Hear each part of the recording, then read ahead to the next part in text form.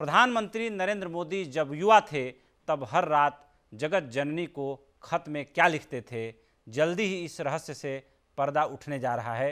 प्रधानमंत्री की नई किताब अगले महीने रिलीज होने जा रही है, जिसका नाम है लेटर्स टू मदर।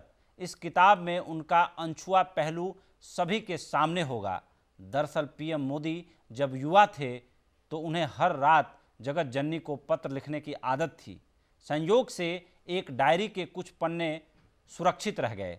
इन पन्नों पर उन्होंने 1986 में लिखा था। उनके इन्हीं पत्रों की किताब ई बुक और हार्ड पेपरबैक के रूप में प्रकाशित होने जा रही है। किताब का प्रकाशन हार्पर कॉलिंस इंडिया ने किया है और फिल्म समीक्षक भावना सोमैया ने पत्रों का गुजराती से अंग्रेजी में अनुवाद किया है।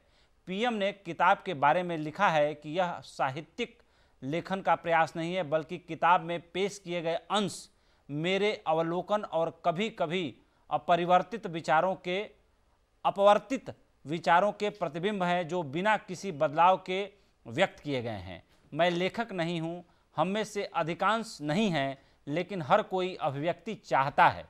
जब इसे जाहिर करने का आग्रह प्रबल हो जाता है तो कलम और कागज लेने के सिवाय कोई और विकल्प नहीं होता। जरूरी नहीं है कि लिखना ही हो, लेकिन आत्मचिंतन के लिए ये करना होता है।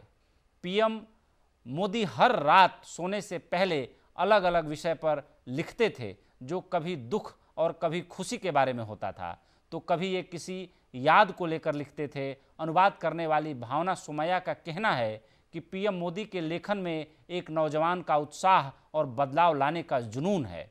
उनके लेखन में भावनात्मकता की पूरा पुट है। लेखन में एक आवेग है, धीरे धीरे बढ़ती बेचैनी है, जिसे उन्होंने छुपाया नहीं है, और यही उनका आकर्षण है। जाहिर सी बात है कि प्रधानमंत्री मोदी में कुछ विशेष है, इसीलिए भारत के 135 करोड़ लोगों में शायद वो प्रधानमंत्री की कुर्सी पर हैं। हालांकि वो स्वयं मानते हैं कि उनका पालन पोषण एक बेहद निम्न मध्यम वर्गीय परिवार में हुआ। बेहद गरीबी में उनका बचपन बीता, और वहाँ से शुरू होकर जब कोई व्यक्ति प्रधानमंत्री की कुर्सी तक पहुँच जाता है तो ये बात बड़ी साफ मानी भी जाती है, और उनका विरोध करने वाले लोग भी इतना तो मानते ही हैं कि प्रधानमंत्री मोदी में कुछ ऐसा विशेष है, जो जाहिर सी बात है कि उसी विशेष को कहा जाता है कि वो ईश्वरीय है। और भारत जैसे देश का प्रधानमंत्री, इतनी बड़ी आबादी को नेतृत्व देने वाला व्यक्ति में अगर कुछ ईश्वरीय न हो तो जाहिर सी बात है कि उस कुर्सी की साधना वो नहीं कर सकता।